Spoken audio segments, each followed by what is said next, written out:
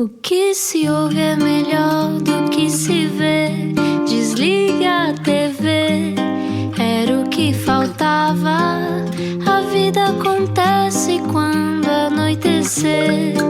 Era o que faltava. Juntos eu e você. Olá, bom final de dia com a Rádio Comercial. Eu sou o Rui Mario Pé, que está a ouvir o Era o que Faltava. Se tem que sair do carro, mude já de ideias. Exatamente, porque hoje é para aprender a rematar com um grande jogador de vôlei que de certeza que vai conhecer. Nós já vos vamos explicar quem é. Tu gostavas de jogar vôlei? Gostava, era a única coisa que eu sabia fazer mais ou menos. Jogavas onde, na praia? Não, jogava na escola. Na escola, porque eras obrigada a isso. Não, porque era a única coisa que eu fazia mais ou menos bem. De resto eu era péssimo. Eu também adorava. Era péssimo em tudo, mas hoje já lhes vamos explicar quem é que está cá. Se só agora chegou, também pode ouvir estas conversas mais tarde em radiocomercial.iol.pt. Explica-nos como se eu tivesse acordado de um coma. Tem muitos troféus, mas a cereja no topo do bolo foi ter jogado contra o filho. Miguel Maia é um dos melhores de sempre do voleibol nacional, vencedor de 16 campeonatos e capitão do Sporting durante muito, muito tempo. Aos 50 anos deixa o Sporting para continuar a jogar, mas agora em casa, ou seja, na equipa onde se iniciou com 6 anos e com quem foi campeão nacional pela primeira vez em 1990, a Académica de Espinho. Hoje, com mais de 100 internacionalizações, que é uma coisa difícil de dizer, Miguel Maia, não era o que faltava. Olá, Miguel. Olá, tudo bem? Boa noite. Diretamente de Espinho, Miguel? Exatamente, em casa, com a família, com os amigos. Muito bem. Um regresso. Que Miguel, maravilha. Bem-vindo, olá, parabéns pelo percurso extraordinário. De facto era o único desporto vagamente que eu sabia fazer, jogar, era vôlei. Mas quando é que apareceu o vôlei na tua vida? Foi aos 6 anos? Logo? Ora bem, o voleibol começa, se calhar até mais cedo. Porquê? Porque o meu pai era diretor de voleibol da Académica de Espinho. Okay. A casa dos meus pais dista do pavilhão da Académica de Espinho 200 metros. Eu praticamente comecei a andar lá, eu nasci, fui logo para lá, acompanhava o meu pai, a minha mãe também ia, e por isso o bichinho pelo voleibol começou logo desde tenra idade. Obviamente que poder participar em equipa, ter treinos, comecei com 6 anos, penso que na altura só era permitido aos 8, mas deixaram-me começar com 6 anos, e a partir daí comecei a minha carreira de voleibol. No entanto, pratiquei também ao mesmo tempo handebol, atletismo e futebol. Portanto, no berço já tinhas uma bola nas mãos, mais ou menos, Miguel, não é? Exatamente, eu sou de 1971, na altura havia poucos carros na rua, havia muita brincadeira na rua, havia muitos jogos para poder praticar na rua com os amigos sem problema nenhum, o que hoje em dia é muito complicado ver as crianças a fazer isso. Mas eu praticamente passei a minha infância em grupo com amigos, ou a jogar voleibol, ou a jogar handebol, ou a jogar futebol. Por isso era uma alegria. Antigamente a nossa vivência de rua, a nossa adolescência foi praticamente passada dessa maneira. Que sonho! Então tu cresceste a trabalhar em equipa, a aprender a trabalhar em equipa. O que é que o desporto te trouxe para a vida que tu ainda conservas? O estar em equipa para mim foi fundamental. Perceber que temos que respeitar o colega do lado, temos que respeitar opositores, neste caso em termos de desporto e de competição, temos que saber respeitar os outros integrantes da competição, como os árbitros, como os adversários, como o público. Depois aprender as regras, é muito importante aprender as regras, não estou a falar as regras de competição, mas sim as regras de grupo, saber chegar a horas, o cumprir com o que é planeado pelo staff, pela equipa técnica. Isso são situações que nós levamos para a vida. Lembras-te da tua primeira prova, Miguel Maia? Ora bem, prova de voleibol. Lembro-me de um torneio de minis que nós fomos fazer a Gondomar. Desculpa. E eu fui para lá com atletas mais velhos, jogava pouco porque eu tinha 4, 5 anos a menos do que eles, e ainda por cima era muito baixinho, passava por baixo da rede. E pronto, mas foi uma vivência espetacular, sem dormir no dia anterior, sempre com aquela vontade de acordar cedo para ir para a primeira competição. Miguel, nós hoje conversamos com o Miguel Maia. Tu és considerado o melhor de sempre da tua modalidade, por muita gente. Como é que é essa sensação? Isso é uma coisa que pesa aos ombros, ou é só uma grande alegria? Ora bem, para mim é uma grande alegria ouvir falar nisso, não quer dizer que seja ou não, nem é o mais importante. Sim. O mais importante aqui é saber que fui fazendo as coisas bem, fui ganhando títulos, fui sabendo estar em grupo, fui sabendo respeitar os outros respeitavam-me a mim, e depois o meu percurso foi aquilo que temos, aquilo que eu tenho no meu historial, com vitórias, com derrotas, com participação em grandes competições. Obviamente que fico muito contente por me dizerem isso, mas guardo para mim, mas o meu trabalho não anda claramente à sombra daquilo que as pessoas dizem. Exatamente. Hoje, já daqui a pouco já falamos sobre os Jogos Olímpicos, mas o que é que as derrotas ensinam? Porque uma das coisas mais, imagino logo quando se começa a jogar desde muito pequeno, é lidar com a derrota, não é? Todos temos derrotas na vida, todos temos derrotas diárias às vezes. Como é que tu... o que é que te foi explicado sobre a derrota, talvez pelo teu pai, que te fez conseguir sempre avançar, Miguel Maia? Para mim, ganhar ou perder, para mim o dia a seguir é completamente diferente do momento que eu vivia no dia anterior, porque eu encaro o dia pós-competição sempre da mesma maneira, com muita vontade de aprender mais, com muito mais dedicação, com muito mais repetição e com muito mais vontade de aprender e de evoluir. Obviamente que as derrotas marcam, mas as derrotas também nos ensinam a poder evoluir. E no caso do voleibol, como não há empates, nós vivemos com isso logo desde o início. Ou perdes ou ganhas. Obviamente que toda a gente prefere ganhar, mas as derrotas ensinam-nos a depois ir estudar para ver aquilo que nós não fizemos bem, o que é que os adversários fizeram para contornar as nossas competências, as nossas partes mais positivas, mas isso faz parte do desporto e eu sei que vocês vão abordar isso daqui a um bocado por causa dos Jogos Olímpicos, por causa das medalhas, mas isso faz parte. Estar perto das medalhas, não conseguir, no dia a seguir não se acorda muito bem, não se consegue lidar muito bem com a derrota, existe muita azia por perder, mas isso em tudo na vida é assim. E eu, como disse no início, eu felizmente tenho muito mais vitórias do que derrotas, mas o dia a seguir, quer eu ganhe, quer eu perca, eu encaro sempre da mesma maneira. Então o dia a seguir é como se fosse uma folha em branco para ti, mas é preciso muito treino mental para tu conseguires dar a volta por cima e conseguires enfrentar a tal derrota como uma aprendizagem. Como é que tu aprendes a gerir as emoções e a dizeres ao teu cérebro: não, isto agora vamos embora para a frente? Sim, eu tenho uma carreira que fala por mim, com muitos títulos, com muita repetição de vitórias em muitos títulos, em muitas competições, e para mim, depois da vitória, depois da derrota, tudo volta ao normal. Obviamente que não é fácil lidar com a derrota, mas o meu cérebro está preparado para dar a volta, porque nós sentimos muito em baixo, às vezes até existe aquela preguiça, quando nós perdemos até ficamos se calhar até muito mais cansados e muitas vezes nem conseguimos dormir depois de uma derrota, mas temos que encarar isso como esse tal ponto de partida para recomeçar tudo novamente e procurar que as coisas melhorem, porque só com trabalho, só com uma mentalidade positiva e com persistência é que nós podemos almejar ganhar mais títulos ou manter os títulos que vamos ganhando, não é? Repeti-los se for necessário ou se for possível. Tens dito muitas vezes a palavra repetição, então a disciplina está em todos os dias encarar a coisa como nada está garantido? Sim, e o voleibol é uma modalidade que requer muita repetição. Porquê? Porque é a única modalidade onde a bola não pode cair ao chão. No futebol a bola pode correr, no basquete pode correr, no handball pode correr, no hóquei pode correr, no voleibol se ela bater no chão acabou. Vocês são o equivalente a um malabarista, não é? É um bocadinho isso. Por isso existe muita repetição no treino de voleibol, que é para as coisas serem perfeitas, para termos uma técnica mais apurada, para haver muito mais sustentação de bola e controle de bola. Miguel, eu preciso que tu me clarifiques isto, porque eu nunca consegui dizer isto bem. É manchete ou manchete? Manchete, com manchete. Manchete. Mas não do jornal. Manchete. Não. Olha, então o que é que transforma uma pessoa num bom jogador de voleibol? Quais são as características que tu achas que são absolutamente necessárias? Tu que és um dos melhores de sempre. O que é que tu olhas como e vês, esta pessoa pode ser. E que agora tens o teu filho com quem até já jogaste, não é? Contra quem já jogaste. É verdade. Isto é assim, é preciso ter foco naquilo que se quer. Primeiro tem que haver paixão por aquilo que nós fazemos.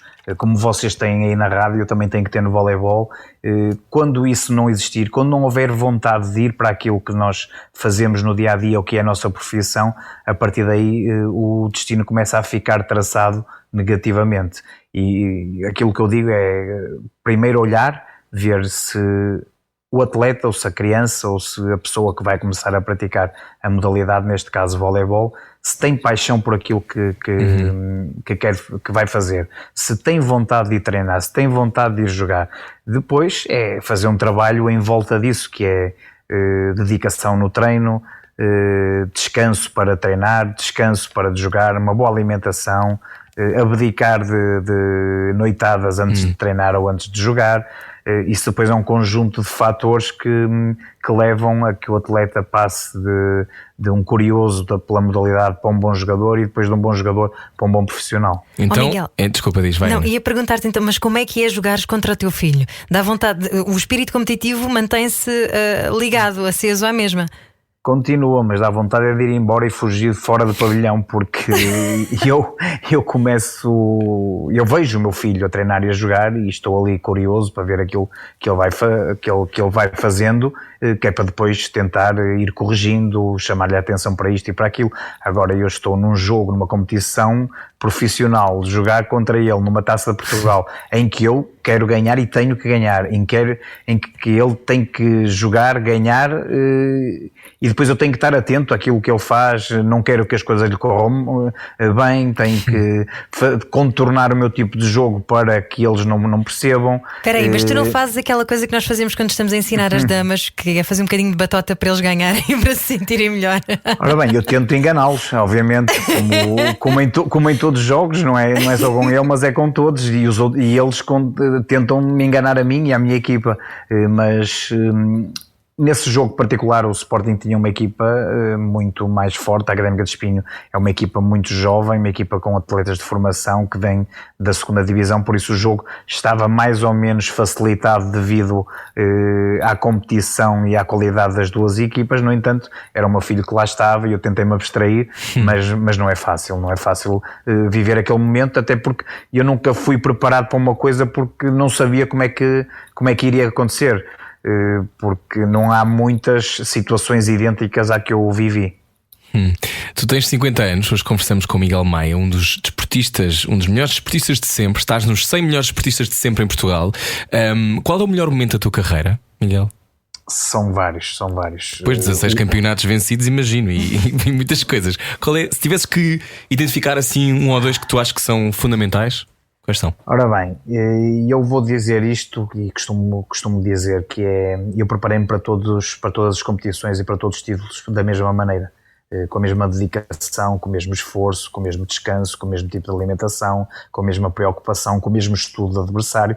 Obviamente que há umas vezes que ganhamos, outras vezes que perdemos. Eu felizmente tenho muitas vitórias, tenho muitos títulos, para além desses 16 títulos nacionais, eu tenho mais 8 títulos nacionais de vôlei de praia, tenho mais 10 taças de Portugal, 6 supertaças. Mas tu deves ter uma sala para isso tudo, não em casa? Sim, eu e o João também temos duas vitórias no circuito mundial de vôlei de praia. João Branha, um título europeu de vôlei de praia também, 3 participações olímpicas. Eu tenho muita coisa que poderia enumerar. Obviamente que o título pelo Sporting Clube de Espinho, quando ganhamos o título europeu de clubes, que é o único que existe em Portugal de clubes a nível de voleibol, é um momento muito marcante e que perdurará para sempre. O meu primeiro título na Académica de Espinho, com 18 anos, em 89-90, nunca mais vou esquecer. O meu primeiro título no Sporting em 91-92, o meu título no regresso ao Sporting em 2017-2018. São muitos títulos, todos trabalhados da mesma maneira e que fazem parte aqui da minha história. Não há uns que sejam melhores que os outros, porque todos tiveram a mesma dedicação. Olha, mas seres porta-estandarte da comitiva portuguesa nos Jogos Olímpicos em Sydney, deve ser uma sensação. Conta-nos lá, Miguel Maia. É espetacular. Espetacular porquê? Porque existe primeiro aquela ansiedade de participar nos Jogos Olímpicos, mesmo quem não vai participar, os países estão com os olhos postos. É hoje que vai haver a cerimónia de abertura. Hoje temos que nos ligar à televisão para ver. E toda a gente fica com aquela ansiedade. Portugal ainda por cima é letra P, que demora a chegar a entrar no estádio. Nós atletas temos que estar 4 horas num pavilhão perto do estádio à espera para entrarmos. É tudo ali preparado ao segundo. E depois de 4 horas à espera, eu vou entrar no estádio com a bandeira portuguesa, onde está o mundo todo a olhar para nós. Sou eu que estou a levar o nosso país, o nosso Portugal, para dentro do estádio, depois ver o Presidente da República, um estádio completamente cheio, toda a gente a acenar. É um momento único, indescritível, mas que não é só meu. Eu fui escolhido, mas eu tenho uma história por trás, tenho colaboradores por trás, pessoas amigas, tenho a família, os meus colegas, naquele caso o João Branho e o professor Francisco Fidalgo, a Federação Portuguesa de Voleibol. Toda a gente me ajudou a que eu tivesse essa notoriedade e que fosse escolhido depois para poder representar Portugal. Tu já falaste em várias participações olímpicas. Essa não foi a primeira, pois não? Foi em Atlanta? Essa foi a segunda. A primeira foi Atlanta, depois Sydney e depois Atenas. Ok. E o que é que tu aprendeste sobre ti nas 3 encarnações olímpicas? Em Atlanta foi em 94, não é? Ou mais ou menos por aí? Não, foi em 96. 96, desculpa, 96. Sim. Não tenho os números todos de cor, que eu vôlei não sei tudo de cor. Mas pronto, 96, o que é que tu aprendeste sobre... Já eras muito mais miúdo, não é? O que é que tu sentiste na altura, quando foste? Primeiro, aquilo é o expoente máximo, aquilo é o sonho de qualquer atleta. Nós no voleibol nunca acalentávamos essa esperança. Porquê? Porque o voleibol tinha poucas possibilidades de ir a uma Olimpíada devido às qualidades da nossa equipa, devido às qualidades das outras seleções, devido ao limite de entrada nos Jogos Olímpicos pelos países da Europa. E eu e o João estávamos ligados à Seleção Nacional de Pavilhão, por isso seria muito complicado nós irmos aos Jogos Olímpicos e nem nunca nos passava pela cabeça. Nós éramos o mero espectador que esperava de 4 em 4 anos para ligar a televisão e ver as modalidades a passarem na televisão. De repente é criado o vôlei de praia de duplas, é integrado nos Jogos Olímpicos. Teve um teste em Barcelona, não foi modalidade olímpica em Barcelona, mas foi uma modalidade de teste, onde eu e o João nessa altura já poderíamos ter ido se houvesse essa competição nessa Olimpíada em Barcelona. Depois, a partir do momento que o voleibol de praia está nos Jogos Olímpicos em Atlanta, nós já fazíamos parte do circuito mundial, estávamos sempre entre as 24 melhores duplas do mundo e por isso quando surge a possibilidade de voleibol de praia estar numa Olimpíada, quando nós estamos dentro das duplas necessárias para poder participar numa Olimpíada, aí tudo despertou, começamos a levar tudo muito mais a sério e depois é aquele sonho, é aquela ansiedade, quando é que vamos para a Olimpíada, quando é que chegamos lá, o que é que vamos encontrar. E o que é que achaste da aldeia olímpica? Eu já quero saber como é que foi a evolução. É aquilo que nós imaginamos, Miguel. É um forró-bodó, Miguel Maia. Isso já não sei. Essa parte do forró-bodó, por acaso, felizmente nós nunca felizmente não, nós depois da competição viemos sempre embora logo no dia a seguir e normalmente esse forró-bodó que toda a gente fala acaba sempre por ser nos últimos dias e nós felizmente tivemos boas participações, ficamos sempre até ao fim e as pessoas depois em Portugal estavam ansiosas por nos ver receber ou para nos verem. Sim. E depois pronto, nós vinhamos logo no dia a seguir, não sabíamos o que é que se passava. Por isso, nos dias de competição, nos dias que antecediam isso, a nossa vinda, nós estivemos sempre focados e felizmente estivemos sempre em competição até ao fim. Não estiveram distraídos com outra Olimpíada, não é? Que podia estar a acontecer. Exatamente, estivemos sempre focados, até porque as coisas correram-nos sempre muito bem. Muito bem. Vocês e cada vez as coisas iam. Exatamente, as coisas iam crescendo de dia para dia. Olá. A notoriedade era gigantesca, as solicitações também eram muitas e nós não podíamos estar a abstrair-nos daquilo que estávamos a fazer. No entanto, chegar a uma aldeia olímpica com 11 mil atletas e ver ao nosso lado os melhores do mundo, porque nós olhávamos para a esquerda, víamos os melhores do mundo da esgrima, para a direita os melhores do mundo do judo, para trás eram os Globetrotters do basquete americano que estavam lá atrás de nós. Olhávamos para a frente, tínhamos o Ronaldinho Gaúcho a tocar e a cantar com uma roda gigantesca à volta dele, por isso os melhores do mundo estavam lá e nós, sentíamos também os melhores do mundo da nossa modalidade. Por isso são momentos indescritíveis que qualquer atleta deveria ter isso como sonho, lutar por ele e, se possível, lá chegar. O que é que se sente nesse espírito olímpico? Já disseste que são os melhores porque trabalham muito para isso, já deste aqui fatores de sucesso para qualquer desportista, qualquer atleta, mas é preciso um gene para quereres vencer? Sim, toda a gente vai com esse foco. Nós, por acaso, eu e o João, obviamente queríamos que as coisas corressem bem, mas nessa primeira Olimpíada para nós já era o expoente máximo da nossa carreira. Íamos para ali para nos divertirmos, para usufruir daquele momento, estar nos Estados Unidos, em Atlanta, jogar contra as melhores duplas do mundo, estádio completamente cheio, estádios para 10 mil pessoas, coisa que nós não estávamos habituados a ver e a jogar. Depois foi usufruir, porque são momentos que nós não sabíamos se poderíamos vivê-los mais a seguir, só que as coisas depois começaram a correr bem. Eu até tenho uma história curiosa, porque nós começamos a competir para aí uma segunda-feira, já tínhamos a chave de competição, sabíamos que seria muito difícil passarmos à próxima fase e nós ainda não tínhamos feito nenhuma visita a Atlanta, aos arredores, às outras competições, aos outros pavilhões, ver as outras modalidades da nossa comitiva portuguesa. E como estávamos ali focados nos jogos, nós, a uma segunda-feira, lembro-me que o nosso médico era o Dr. Nelson Puga, que é agora médico do Futebol Clube do Porto, era o médico da comitiva portuguesa, nosso amigo, foi nosso colega de seleção, e nós até tínhamos combinado, olha, lá para quinta-feira nós já devíamos estar arrumados da competição, vamos fazer uma visita, vamos fazer compras e pronto, e estava tudo programado para a quinta-feira. O problema é que nós fomos ganhando e fomos mesmo até o último dia, nem compras, nem visitas, nem nada. Foi curioso, foi importante, obviamente, porque nós chegamos mesmo até aos derradeiros jogos. Então já vamos aos derradeiros jogos a seguir. Na Rádio Comercial nós conversamos com Miguel Maia. Venha daí. Saia da sua cabeça. A vida é agora. Era o que faltava. Na Rádio Comercial. Hoje recebemos alguém olímpico na Rádio Comercial, Miguel Maia, jogador de voleibol, um dos melhores de sempre. Estavas a contar-nos como é que foi em Atlanta em 96. Vocês chegaram até a um dos últimos jogos, não é? O jogo do terceiro e do quarto lugar. O que é que se sente quando se está tão perto, Miguel? Ora bem, aquilo foi muitas coisas que nos passaram pela cabeça, porque nós não éramos candidatos, nós sabíamos que podíamos ganhar a qualquer dupla do mundo, como já o tínhamos feito, mas nós nunca fomos candidatos a ganhar prova nenhuma, porque havia à volta de umas 10 duplas muito melhores que nós, e que normalmente todas as semanas eram entre elas que repartiam o pódio nas competições mundiais onde nós jogávamos no circuito mundial. E nós, por acaso, acabamos por ganhar 2 vezes, uma em 97 e uma em 98, mas não éramos candidatos porque havia mais e melhores duplas.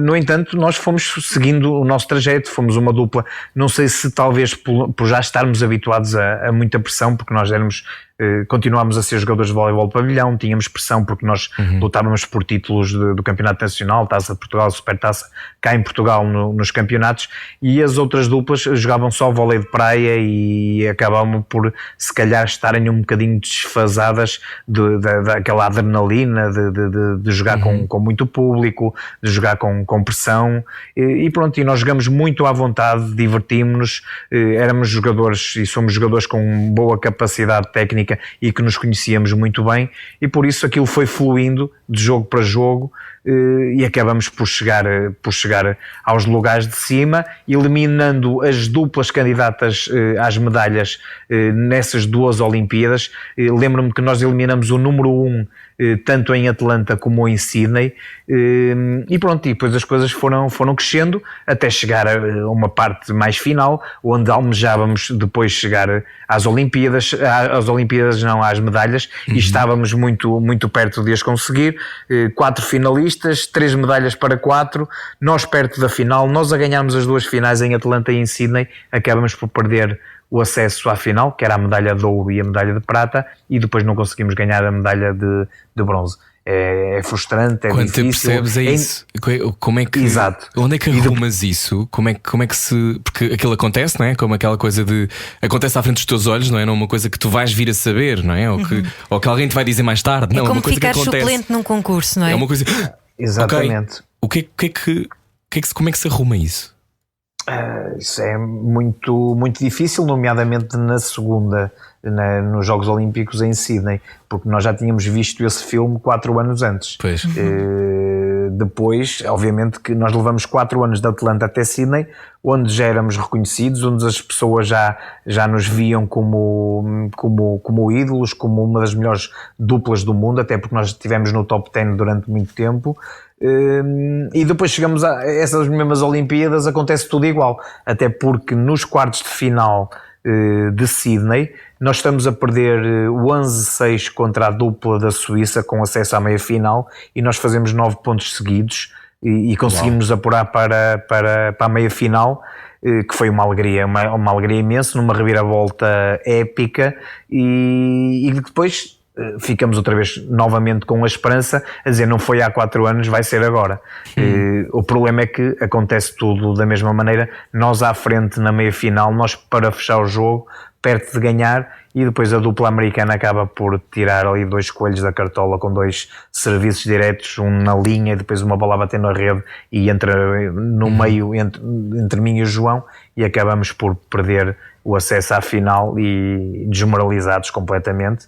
Mas pronto, é como eu disse, isto faz parte, obviamente que é uma competição muito mais mediática, com muito mais olhos em cima de nós, e que tem uma repercussão completamente diferente, mas faz parte da história. Eu lembro-me quando acabou Sydney, e na conferência de imprensa, triste, desiludido, acabei por dizer, nós daqui a 4 anos vamos estar aqui outra vez, quando toda a gente pensava que teria sido ali o nosso fim. E estiveram em Atenas, muito bem. Estivemos em Atenas com bastante dificuldades, porque o João Morenha teve algumas lesões, não conseguimos participar em todas as etapas do circuito mundial, mas conseguimos fazer as 8 etapas necessárias, mínimas, para podermos estar nos Jogos Olímpicos. Então já falamos de Atenas, mas aqui a minha pergunta tem a ver com todas as pessoas que estão a ouvir neste momento a rádio. Hoje conversamos com Miguel Maia, jogador de voleibol, um dos melhores de sempre, que este é um tempo, Miguel, em que há muito ódio, e muitas pessoas que têm ódio de quando veem coisas e estão no desporto e estão zangadas, e essa coisa do fair play, que eu acho que antigamente era mais visível. Se calhar vais-me dizer que sempre houve estas clivagens, estes choques, mas o fair play é fundamental, não é? Como é que, sem dúvida. Porque quem vos venceu, provavelmente foi bom, não é? E como é que isto... Às vezes é um golpe de sorte, não é? Acontece muitas vezes ser golpes de sorte, mas muitas vezes tem a ver com de facto as pessoas serem também muito boas. Como é que se trabalha o fair play para não ficarmos ácidos e mal dispostos? Ora bem, primeiro isso parte em casa. Nós temos que ter educação para poder respeitar os outros, não é só no desporto, mas como na vida. Depois, na parte da competição, obviamente que existe muito mais adrenalina, existe ali competição, é tipo o jogo do gato e do rato, cada um tenta se safar da melhor maneira para poder vencer, mas isso faz parte das instruções, daquilo que nós vamos aprendendo no desporto, desde a formação até chegar a sénior, e perceber que umas vezes vamos ganhar, outras vezes vamos perder, umas vezes com mais sorte, outras vezes com menos sorte, umas vezes com mais mérito, outras vezes com menos mérito, mas isso faz parte, obviamente, e não há dúvida nenhuma, ninguém gosta de perder. E depois existe aquela descarga emocional, as pessoas há muita gente que não consegue lidar bem com essa derrota, mas tem que haver fair play, temos que dar mérito aos adversários quando ganham, e só assim é que valorizamos também quando ganhamos. Olha, esta dupla que tu fizeste com o João Branha durante tanto tempo é uma dupla que às vezes temos de conhecer alguém que é essa pessoa, que é essa espécie de outra metade, ou isto. Como é que vocês se conheceram? Vocês já trabalhavam juntos, já jogavam juntos desde muito miúdos? Como é que foi esse universo? Eu não sei, portanto desculpa, estou a fazer esta pergunta sem saber. Mas isso é muito fácil. O João Branha vivia a 100 metros de minha casa, os pais dele eram a 100 metros de minha casa. Okay. Eu vivia a 200 metros do pavilhão da Académica de Espinho, o João Branha a 100 metros do pavilhão da Académica de Espinho, por isso a casa do João ficava entre a casa dos meus pais e o pavilhão da Académica de Espinho. Então estava escrito nas estrelas ou estava escrito em espinho, não é? Porque Exatamente. Sim, diz. Nós brincávamos juntos na rua, começamos a praticar voleibol juntos, eu com 6 anos, o João com 7. pertencíamos ao mesmo grupo de amigos, íamos para a praia juntos, íamos para o cinema juntos, íamos fazer piqueniques, viagens, fazíamos praticamente todos juntos com o nosso grupo. Tínhamos um grupo bastante alargado de amigos em que fazíamos 30 por uma linha diariamente. E depois isso foi uma sequência perfeitamente normal, até porque somos praticamente da mesma idade. O João é de 1970, eu sou de 71, e por isso fizemos um percurso no pavilhão praticamente igual. Fomos campeões muitas vezes os dois juntos, e depois quando aparece o vôlei de praia, que nós já jogámos vôlei de praia 6x6, 4x4, sempre na mesma equipa, e depois quando aparecem as duplas, nós foi só olhar um para o outro, nem houve a questão de perguntar queres jogar comigo? Não, vamos, onde é que está o papel? Vamos nos inscrever e vamos jogar. E depois começamos a ganhar todos os torneios que nós participávamos, ganhávamos. A primeira vez que somos convidados internacionalmente foi para o Campeonato da Europa, para participar e para representar Portugal no Campeonato da Europa. Fomos a Almeria, ficamos em quinto, perto de chegar às meias finais, logo na primeira competição que fizemos. Logo a seguir fomos para o Circuito Mundial e depois fomos a primeira dupla a fazer 100 etapas do Circuito Mundial. Talvez aí já dita o porquê do nosso sucesso, porque quase nenhuma dupla conseguia aguentar tanto tempo, com tantas viagens, tantas vezes no mesmo hotel, no mesmo quarto, almoçar e a jantar juntos. Podia ser uma relação conturbada, não é? Exatamente. Com tanto tempo juntos. E havia muitas duplas a desfazerem-se por causa disso, e até chegar a vias de facto muitas vezes no jogo, ou quando acabava o jogo, porque havia ali desentendimentos, e eu e o João nunca tivemos esse desentendimento, sempre nos respeitamos, porque nos conhecíamos muito, muito bem.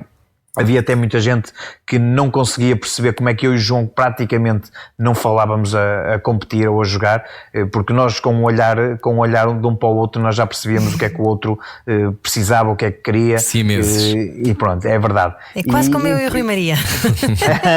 E por isso é que fomos a primeira dupla do mundo a chegar às 100 etapas do Circuito Mundial, porque nos dávamos bem e porque conseguíamos diferenciar muito bem o que era a competição, o que era a amizade, o que era saber andar num nível tão alto, profissional, porque nós também passamos por muitas dificuldades, perdemos muitas vezes, tivemos a ganhar muitas vezes fácil e acabamos por perder. Isso cria moça, porque a seguir temos que pegar um avião juntos e ele ao meu lado, depois de uma derrota. Não é fácil lidar com isso, mas nós conseguimos sempre abstrair e diferenciar isso. Miguel Maia, estavas a falar das viagens. A tua estreia no estrangeiro foi no Japão. Não sei se foi também com o João Branha ou não. Como é que foi viajares até ao Japão, que já por si é um universo paralelo, não é? Parece que estamos a entrar noutro planeta. E como é que é o espírito de competição lá? Como é que são as coisas no Japão? Aquilo foi uma loucura. Foi a nossa primeira competição internacional, aliás, de circuito mundial. Foi a nossa primeira etapa do circuito mundial. Foi no Japão. Tivemos que ir para o qualifying, uma viagem que nunca mais acabava. A primeira vez que tínhamos ido ao Japão. Depois chegamos lá, tinha lá um guia, nós não sabíamos para onde é que íamos, apanhamos ali um comboio de 3 ou 4 horas para chegar à cidade onde era a etapa. Lembro-me que estava muito calor nessa etapa, com areia preta, onde os pés queimavam, não havia ali mangueiras para regar, muita umidade, mas conseguimos passar o qualifying, que não era fácil, era a nossa primeira etapa, e depois mesmo no Mendró, no quadro principal, conseguimos alcançar o 9º lugar, que nos permitiu logo na etapa seguinte sermos uma das equipas do Mendró, onde já não tínhamos que ir ao qualifying. E a partir daí foi o nosso percurso. Japão espetacular, muito bem organizado, como vocês devem calcular, ali não falta nada, mas era do outro lado do mundo, nós a jogarmos e as pessoas aqui a dormir, com um fuso horário completamente diferente, nós sem nos conseguirmos habituar. Aliás, eu lembro-me de nós fazermos exercícios no corredor, porque nós ficávamos de madrugada acordados por causa do fuso horário, mas felizmente as coisas correram muito bem. Muito bem, então a seguir continuamos a conversar mais um bocadinho com Miguel Maia. Hoje falamos de vôlei na Rádio Comercial, voleibol. Sensibilidade e bom senso. Só que não. Era o que faltava. Na Rádio Comercial. Juntos eu e você. Boa viagem com a Rádio Comercial. Hoje o nosso convidado é Miguel Maia, voleibol sempre, e também 50 anos já. Miguel, como é que lidaste com o teu próprio envelhecimento? Porque evoluir também no desporto e ver que o corpo se calhar já não responde da mesma maneira que respondia quando tinhas 20, deve ser também às vezes ligeiramente frustrante. Como é que nós todos envelhecemos? Está a acontecer a todos ao mesmo tempo, mas nós, por exemplo, eu e a Ana não dependemos da nossa proeza física para fazer este programa. Embora a voz também envelheça. É verdade, a voz envelhece e o cérebro também. Mas como é que lidas com o corpo a pedir outras coisas? Ora bem, é um bocadinho frustrante às vezes, é um bocado difícil, até porque eu sempre tive muita frescura física, sempre fui um jogador com muita força, eu saltava mais de 1 metro, o que me dava uma impulsão muito grande, poder dividir bolas na rede. Mas a estrutura técnica que eu adquiri ao longo da minha carreira e a experiência vão muitas vezes colmatando essa frescura física que eu tinha anteriormente e que não tenho agora.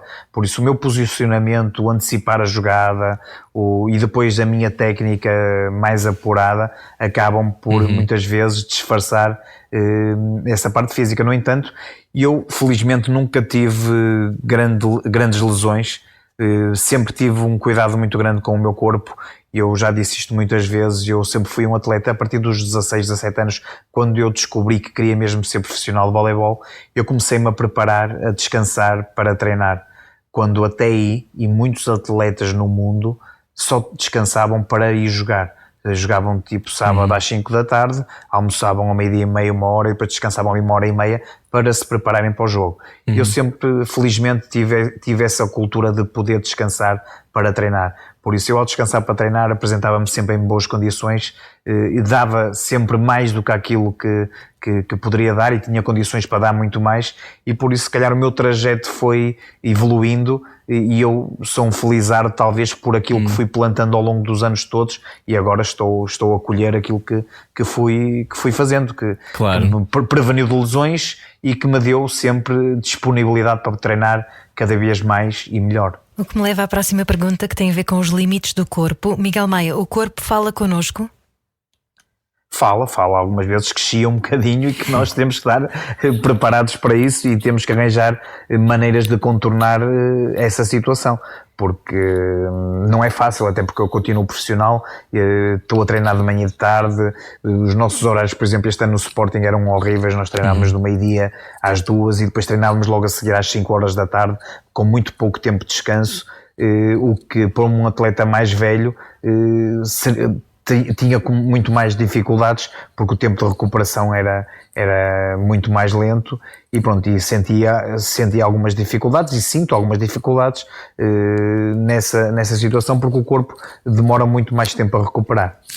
Pois claro, eu perguntava-te então se as lições que o corpo nos ensina se são sempre as mesmas. Porque, por exemplo, qual é a lição maior que tu retiras desse período todo, por exemplo, olímpico? Há alguma lição que fica desse tempo? É física? É mental? Há uma lição que te fica? Ora bem, eu acho que é mais mental, porque o mediatismo é completamente diferente. Nós temos televisões de todo o mundo a quererem saber histórias de nós, somos solicitados diariamente para dar entrevistas, para expor o nosso percurso, e depois, obviamente, que temos uma pressão extra, porque a competição assim o exige, e temos de estar preparados mentalmente para aquilo que as pessoas esperam de nós. Mas o que é que aprendeste sobre ti, Miguel, nesses processos todos? Não tem que haver euforia demais quando as coisas correm muito bem, nem tem que haver depressão quando as coisas correm muito mal. Tem que haver ali um equilíbrio. E penso que o fundamental foi isso. Acho que sabias gerir as várias emoções. Então agora olhas para trás, tens 50 anos, olhas para trás e o que é que tu achas? Há coisas que farias diferente ou não? Ou as coisas vivem por si só e os jogos são o que são e não vale a pena fazer essa coisa de uma gestão de talvez não tivesse ido para aquilo. Tu tiveste, por exemplo, a Itália, terias ido para a Itália na mesma? Sim, porque eu acho que deveria a mim mesmo, ao meu percurso, porque eu já tinha ganho muita coisa até ir para a Itália, e achava que devido ao percurso que eu tinha tido, devido àquilo que as pessoas achavam de mim, que eu deveria experimentar um campeonato estrangeiro, e nomeadamente o italiano, que era o campeonato mais forte. Só que eu, isto para contextualizar, eu tive, a partir do momento que eu entro no circuito mundial, que é em 1994, eu e o João Brenha, quando estamos inseridos no grupo olímpico, no projeto olímpico, nós fomos obrigados a assinar um contrato onde tínhamos que cumprir cláusulas que eram a obrigatoriedade de termos que competir a nível internacional nas etapas do circuito mundial que dariam acesso aos Jogos Olímpicos, e eu, jogando no estrangeiro, nunca poderia vir jogar voleibol de praia ao mesmo tempo, até porque as etapas do circuito mundial são durante o ano todo e os clubes no estrangeiro não me iam estar a contratar para depois eu, ao fim do mês e meio, vir jogar um fim de semana ao México. Claro. Depois voltava para a Itália, passado um mês ia jogar ao Brasil. Depois voltava para a Itália no pavilhão e ia jogar ao Japão. Por isso eu não podia fazer isso, não podia contrariar, até pelo respeito que eu tinha pelo João e pelo meu treinador, porque havia um compromisso, até que depois de Sydney eu lhes pedi, acabou um ciclo, ainda não tínhamos assinado para o ciclo seguinte, e eu achei que aquela era a altura de eu poder experimentar para depois não me vir a arrepender. Obviamente, se me perguntassem se eu gostava de ter competido muito mais no estrangeiro, obviamente que sim, eu tive vários convites para jogar em várias equipas no estrangeiro. Acho que teria sido benéfico para mim conhecer novos campeonatos, novos atletas, novas competições, mas eu não podia estar nos dois lados ao mesmo tempo, claro. Incluindo a seleção nacional. Eu deixo a seleção nacional com 28, 29 anos, porque a altura da seleção nacional de pavilhão era a altura da seleção nacional de voleibol de praia, e nós não podíamos estar no mesmo tempo, tivemos que fazer opções, e como na praia não dava para estar a substituir, porque só podiam haver dois jogadores, não há um suplente, era mais fácil deixar o pavilhão, e para além disso a competição e a nossa visibilidade a nível internacional estava no vôlei de praia, porque era o meio mais fácil para nós estarmos nas melhores competições do mundo, e por isso só fizemos a opção pelo vôlei de praia. E vocês, Miguel Maia e João Branha, ajudaram ao crescimento do vôlei de praia, não é? Espinho acabou por se assumir quase como a capital da modalidade aqui em Portugal. Sim, da modalidade das duas vertentes, tanto no vôlei de praia como no voleibol de pavilhão. Isso é a tua maior conquista? Sim, muito contentes. Obviamente que não sou só eu e o João, porque existem muitas pessoas para trás, claro. Existe um envolvimento. O teu pai também? Exatamente, meu pai também foi diretor, e eu, antes de começar a jogar voleibol, meu pai já andava envolvido nas equipas, nos clubes, nos torneios. E pronto, mas Espinho obviamente que tem que ter um aplauso gigante. Porquê? Porque dois clubes gigantes na primeira divisão, Académica de Espinho e Sporting de Espinho, os quais já foram os dois campeões nacionais da primeira divisão, depois campeonatos nacionais e campeonatos do mundo de vôlei de praia tiveram sempre em Espinho. Eu e o João Branha temos um torneio que é dos maiores torneios do mundo para jovens, também em Espinho. Muitos atletas de voleibol da seleção nacional são de Espinho, por isso esse título de capital de voleibol merece. Ainda por cima, o Sporting de Espinho foi a única equipa em Portugal que conseguiu vencer uma prova europeia, é o líder dos títulos a nível nacional. Acho que tudo se conjuga para que Espinho seja a capital de voleibol. Está escrito, lá está nas estrelas. Eu perguntava-te, Miguel, qual é o sonho que tu tens para o teu filho? Há algum, assim, desses? Bem, o sonho ele também joga, não é? Sim, que ele seja correto com tudo e com todos, que seja correto com ele próprio também, que perceba aquilo que tem que fazer para poder evoluir, para poder ter êxito, dar sempre o máximo, respeitar o corpo dele e ir atrás do sonho dele. Ele tem aqui o apoio, tanto do pai como da mãe, como da família, mas tem que ser ele a ditar o rumo dele, sabendo que tem um suporte da família que o vai ajudar a evoluir, para que não hajam contratempos, que não hajam problemas na carreira dele. Agora, cada um tem que traçar o seu caminho e tem que lutar por ele até ao fim. E a tua sobrinha também joga, não é? Minha sobrinha, o meu sobrinho e a minha filha também. É uma fábrica de atletas. E deixa-me agradecer-te, porque eu acho que toda a gente acompanhou a vossa dupla com um grande entusiasmo. Vocês eram os nossos heróis, e para mim fazem-me sempre lembrar o Top Gun. Lembras-te era o Maverick e o Goose, vocês os dois? Fazem lembrar essa dupla maravilhosa. Nós também já nos diziam que nós éramos os Blues Brothers na altura do circuito mundial. Também. Olha, Miguel, gostávamos muito de conversar contigo. Obrigado. Muito obrigado, eu também. Foi ótimo recordar todo isto, todo o teu percurso e mais uma vez dar o palco principal a modalidades que nem sempre o têm. Eu não sei se queres por fim dizer alguma coisa sobre isso, porque Portugal é um país obviamente obcecado com futebol, sabemos. Futebol, mas é sempre esta coisa. Normalmente sempre que nós trazemos alguém de outra modalidade há um enorme impacto. As pessoas têm muita vontade e muita curiosidade, o que só prova que há espaço para as modalidades crescerem. Como é que se resolve isto? Como é que se muda um bocadinho esta cultura, Miguel? Ora bem, nós estamos muito enraizados dessa maneira. É o futebol, futebol, futebol. As televisões abrem com o futebol. Há programas diários do futebol. Por isso eu dou os parabéns para vocês por haverem estas exceções de poder chamar os atletas das outras modalidades aqui, porque o trabalho que nós fazemos é igual ou maior do que os futebolistas fazem.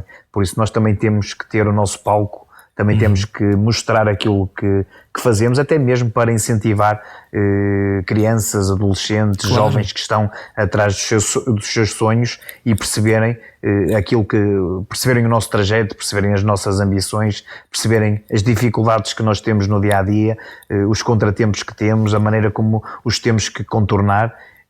E por isso eu dou-vos parabéns também, até porque é uma rádio linda, uma rádio que toda a gente ouve, e por isso eu agradeço também o vosso convite, e para mim foi um privilégio estar aqui a falar convosco. Oh, Miguel, muito obrigado. Obrigada a nós. Mas é isto mesmo, é mostrar que é possível e que há mais caminhos e que há mais maneiras de cumprir sonhos e que o esforço compensa, o que eu acho que é muito importante muito bem, deixar. É verdade. Miguel, obrigado, um abraço. Obrigado, um abraço. Obrigado a Deus. Na Rádio Comercial a seguir vai ouvir o Slowdown com a Isabela Roja. Pode ouvir esta conversa inteira no site da rádio. Sim, ou então vá treinar remates, por exemplo, no meu caso, para tirar o bracinho de mãe.